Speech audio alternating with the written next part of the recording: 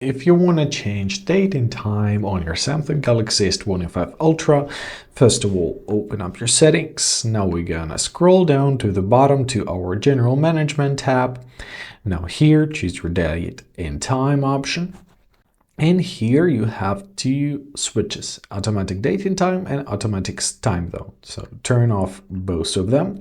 Now you can press set date, choose any date. For example, let's set it on April 17, 2018. Press done and choose set time and do the same.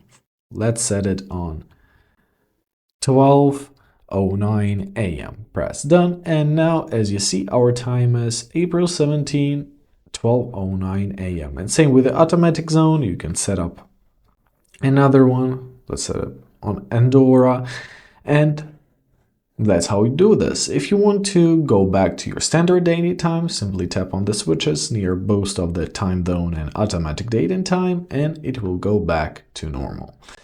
I hope this video was helpful. Thank you so much for watching. Have a great day, and please consider subscribing to our channel.